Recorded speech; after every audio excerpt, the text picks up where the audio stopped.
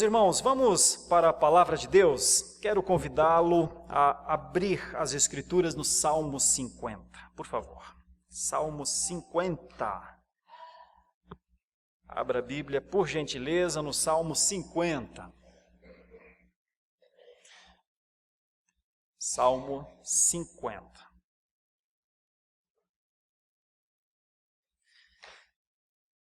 Salmo 50.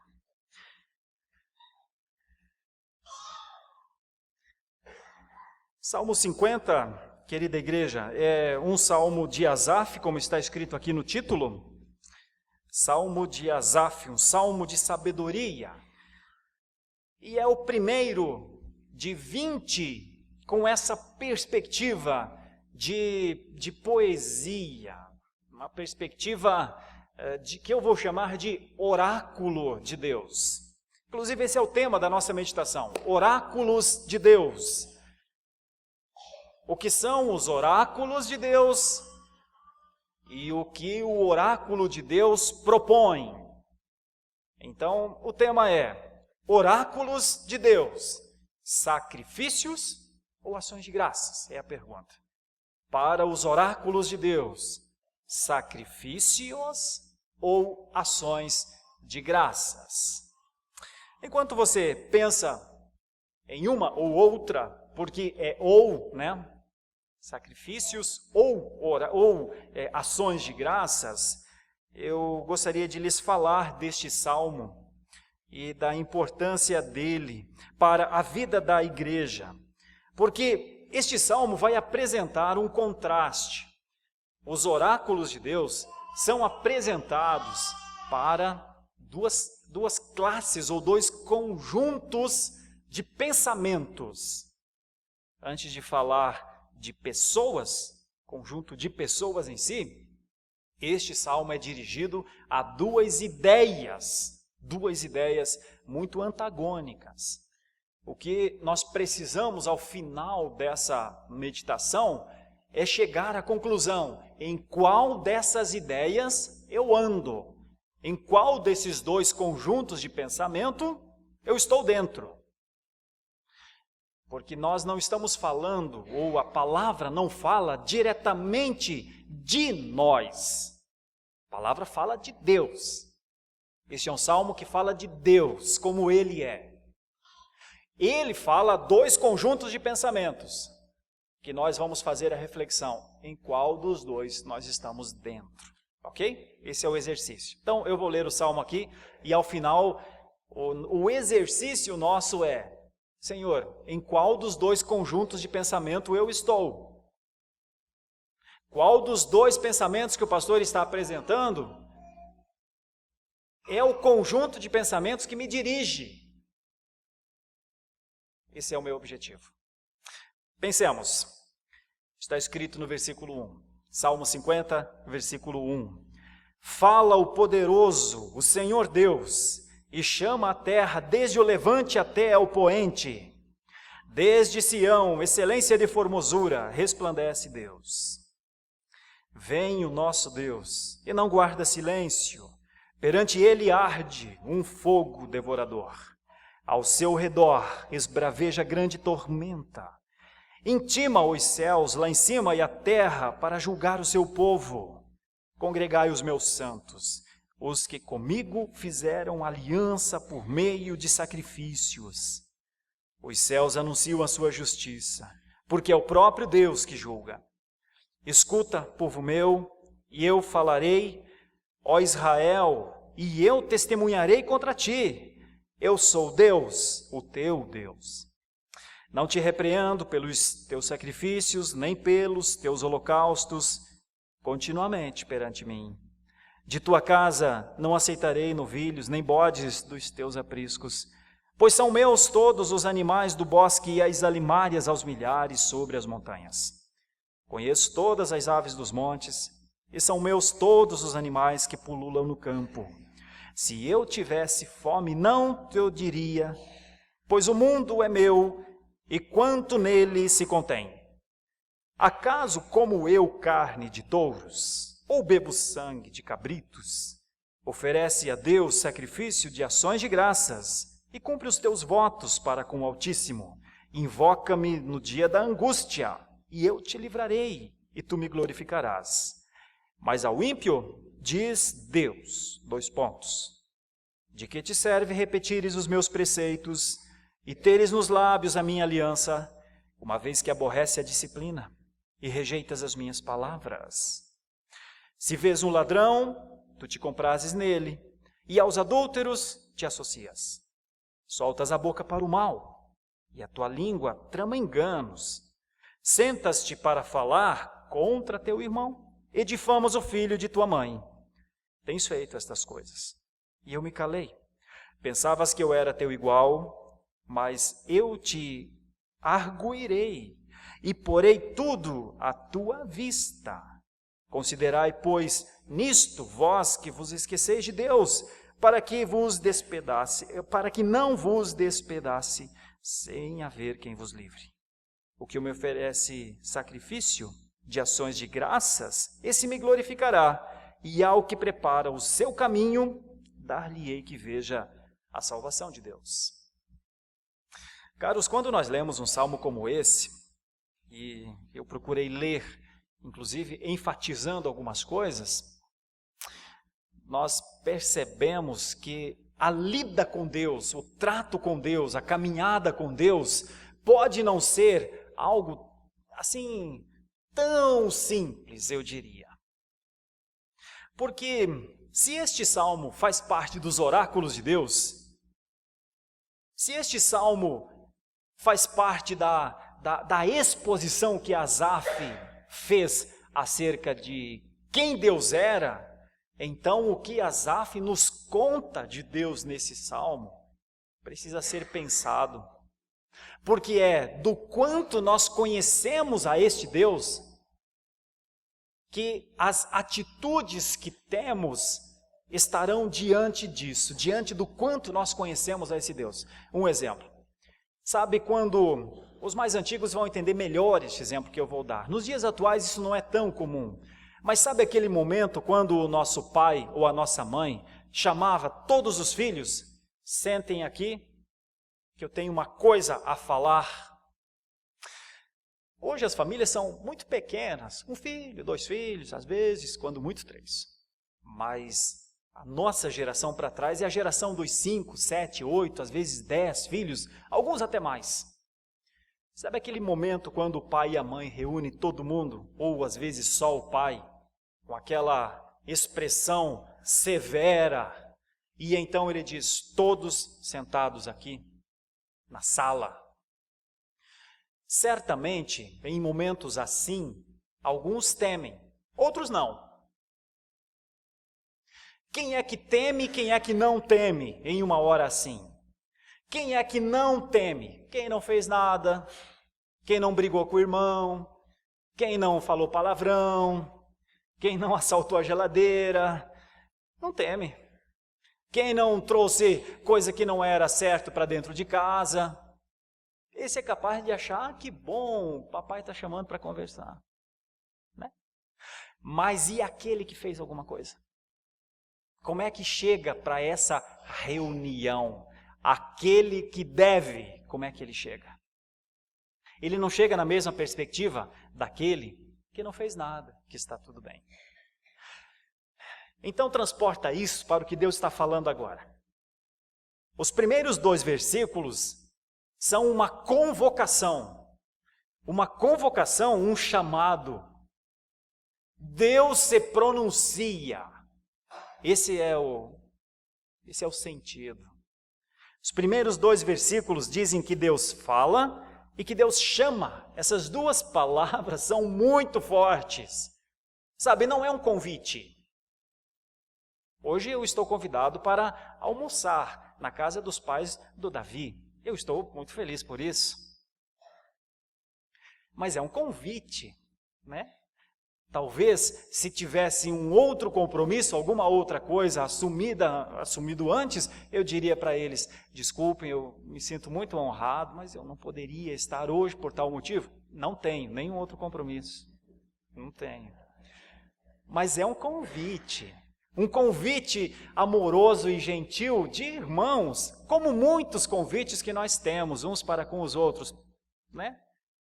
Mas Deus não está fazendo um convite aqui. Há uma diferença entre convidar e convocar. Veja só. Quando o jovenzinho vai chegando aos 18 anos de idade, e então ele precisa se dispor ao serviço militar, ele se dispõe num acordo como cidadão com a nação, porque está na Constituição, ele tem de fazer isso. E quando ele então é analisado, é avaliado, a nação tem a prerrogativa de fazer duas coisas: convocar ou dispensar. Tanto é que aqueles que não são convocados ao serviço militar recebem uma carteirinha, chama-se certificado de dispensa de incorporação. Eu tive isso, não servi, não fui militar. Então, recebi a minha CDI. Mas se o Estado tivesse me convocado, então, aos 18 anos de idade, eu teria de ter cortado o meu lindo cabelo da época, sofreria muito por isso, naquela época, mas estaria eu lá, zero no cabelo, soldadão. Diz que não quer. Eu não quero, marechal. Diz. Eu não quero, comandante das Forças Armadas. Diz. Não diz, né? Pensa só. Pensar pode, mas dizer não. Por quê? Porque a relação não é de convite. A relação é de convocação. Quem é que convoca? A autoridade convoca. A autoridade convoca. Então, este salmo enfatiza isso. A autoridade convoca. Como é essa autoridade? As palavras são maravilhosas. Se você quiser ver no versículo 1, poderoso é a expressão, ou fala o poderoso Deus. O Senhor é a outra palavra. Deus é a outra palavra. Lá na língua original, essas palavras, elas levam para ideias muito profundas e muito amplas, como, por exemplo, a expressão poderoso é uma expressão hebraica que algumas pessoas até têm esse nome, inclusive, é Eliú. Eliú. Nós tínhamos um diácono aqui, Eliú. A expressão é poderoso. A palavra Senhor é a palavra Jeová, ou Iavé, conhecido como tetragrama. Aquela palavra que os judeus não ousavam falar, não ousavam dizer, de tanto temor envolvido com essa palavra. O magnífico, o altíssimo, o impronunciável. Aquele que o homem precisa, vou usar uma expressão aqui, quando pessoas estão muito bravas e tal, e ouvem outras pessoas, eles dizem assim, lava sua boca antes de falar esse nome. Vocês já não viram essa expressão? Assim, né? Pois para o judeu era 10 vezes pior. Não era só lavar a boca para falar no nome de Deus, era nem falar, nem pronunciar o nome dele. E a expressão Deus é uma expressão plural para o nome de Deus, que é Elohim. Então note, só no comecinho do Salmo 50 tem 3 ideias, pelo menos, altíssimas para enfatizar a sua autoridade. Essa é a autoridade de Deus. Não é assim, quero conversar com o meu povo. Não. Fala o poderoso, chama o Altíssimo Senhor Deus, pronuncia-se como uma expressão unilateral. É isso que o Salmo fala. Agora, a pergunta é, por que é que ele quer falar com a gente? Com essa urgência e com essa solenidade? O que o Senhor Deus quer falar? O que é que Asaf estava querendo dizer sobre isso? Está ficando preocupado? Você não ficaria preocupado diante de uma convocação assim? Quem das crianças nós somos quando o pai diz todos aqui, em fila? Nós somos aquele que diz, valeu papai, que bom, como eu gosto disso? Ou nós somos daqueles que, ai meu Deus, Quem pode me ajudar agora? Veja os versículos 3 ao versículo 6, porque a convocação tem sim um objetivo. Vem o nosso Deus e não guarda silêncio, perante ele arde um fogo devorador, ao seu redor troveja grande tormenta, intima os céus lá em cima e a terra para julgar o seu povo, congregai os meus santos, os que comigo fizeram aliança por meio de sacrifício, e aí vem a parte que faz a gente pensar 2, 3 vezes. Os céus anunciam a sua justiça, porque o próprio Deus julga, ou quer julgar. É para isso. Essa linguagem forense, esse chamado, essa santa convocação do seu povo, é porque o Senhor já está assentado no trono para julgar. Então é o rei juiz, o rei soberano. E quando ele se assenta para julgar, o que é que ele vai julgar? Qual é a questão? Nós que somos extremamente judicializados, para qualquer situação que a gente se sente vituperado, se sente prejudicado, a primeira coisa normalmente olha que eu te processo, hein? Ou seja, para qualquer coisa isso aí, deixa eu analisar o que você falou mesmo, deixa eu ver se isso aqui se encaixaria no meu conceito de calúnia ou difamação, deixa eu pensar. A primeira coisa que a gente tem é a busca pela justiça a nosso favor. Como é que a justiça pode ser utilizada a meu favor? Nós temos advogados na igreja que servem a essas causas. Quase sempre a nossa relação com a justiça é: o que é que ela pode fazer a meu favor? Dificilmente um réu, confesso, procura a justiça para tê-la contra si. O conceito de justiça, o conceito mais comum de justiça é: a justiça é minha, a justiça é para mim. A justiça pode me ajudar. A justiça executada em intensidade me dará livramento. Essa é a ideia sempre de justiça. É a ideia de recurso, de recorrer, é a ideia de se defender. O conceito normal de justiça é uma extensão do meu código de ética, ou é uma extensão dos meus pensamentos.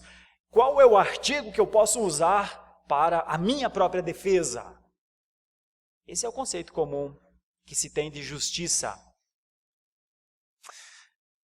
Mas aqui no texto, especialmente aqui no texto, o que está em questão não é a justiça humana. É a justiça daquele lá, ó.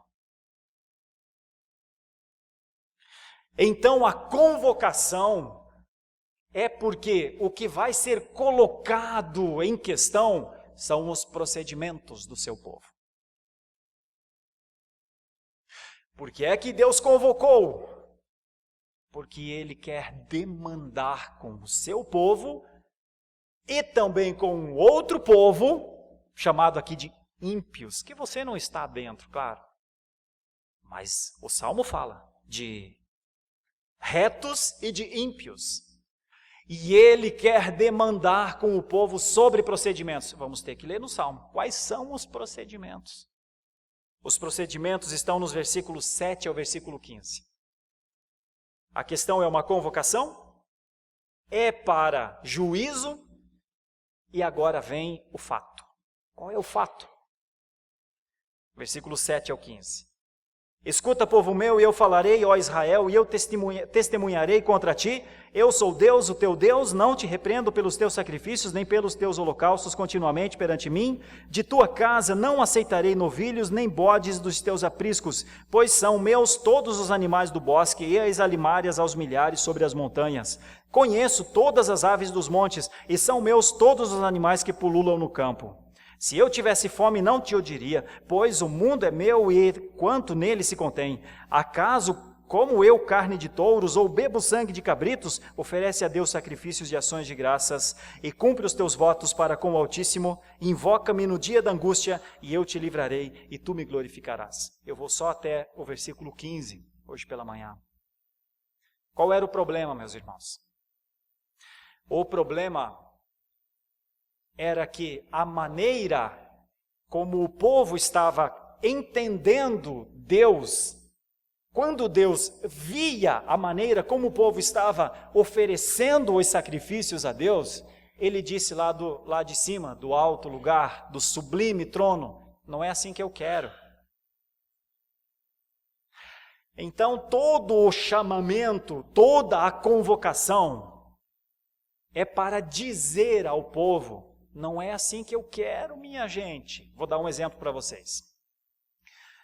Vocês sabem que eu venho do sul do Brasil, pastoreei em Porto Alegre, mas não só em Porto Alegre, como em muitos outros lugares.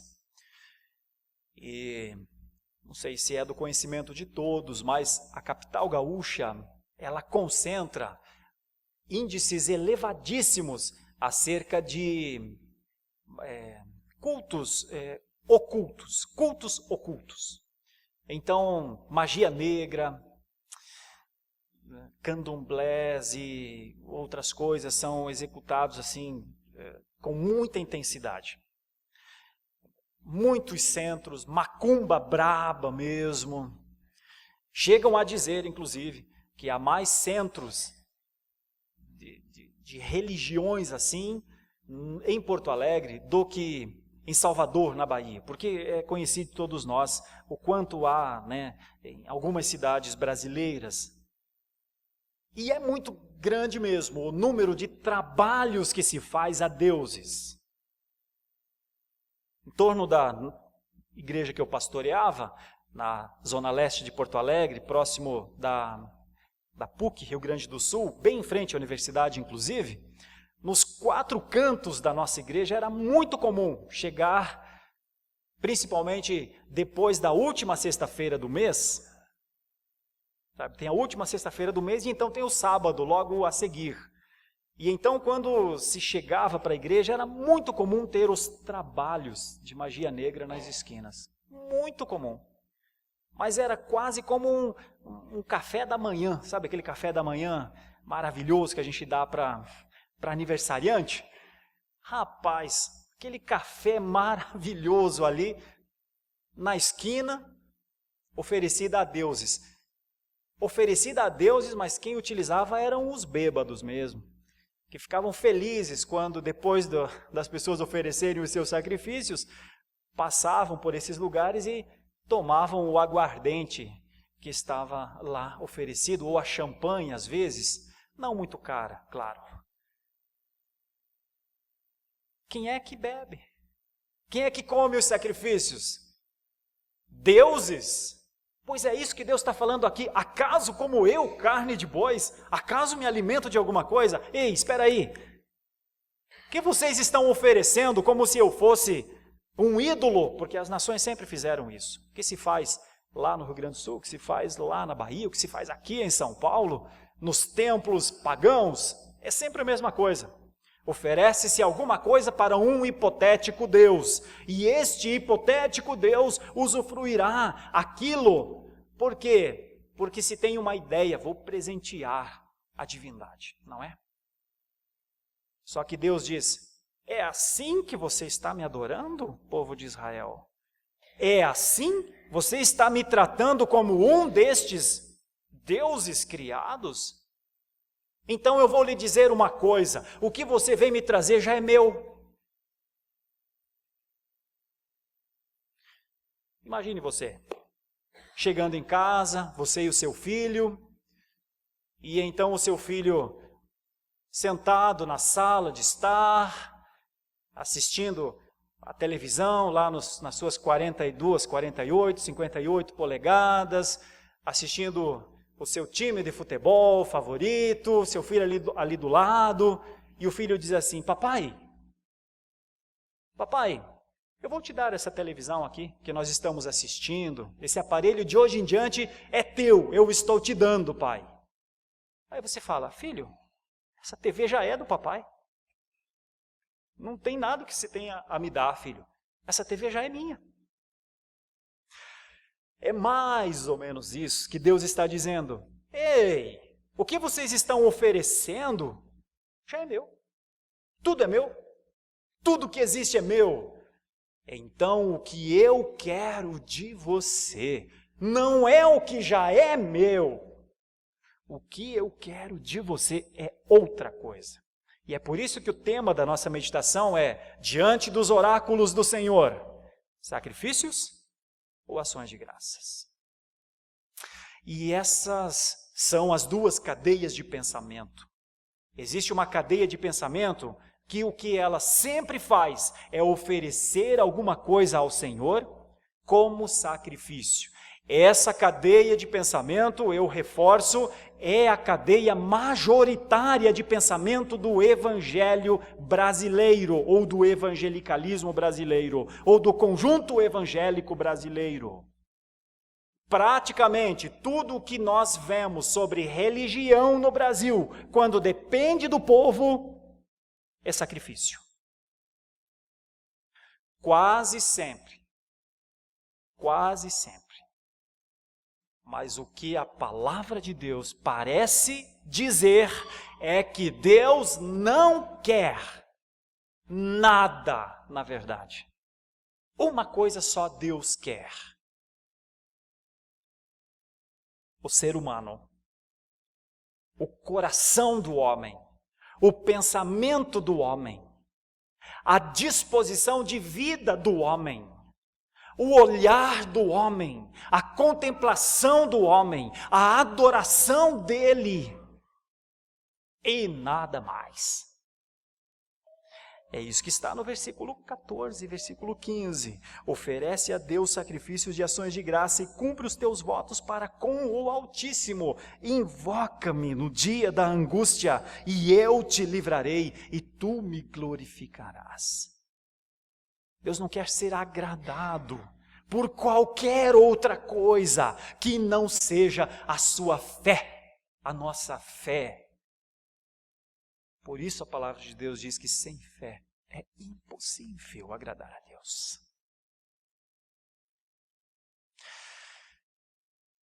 Diante dos oráculos do Senhor, sacrifícios, desgastes, atividade intensa, ou o coração derramado em gratidão. Diante do Senhor, pesos, diante do Senhor, campanhas, diante do Senhor, novos sacrifícios, diante do Senhor, fazer mais para o Senhor? Quase todo mundo evangélico brasileiro responderia sim a essas minhas perguntas.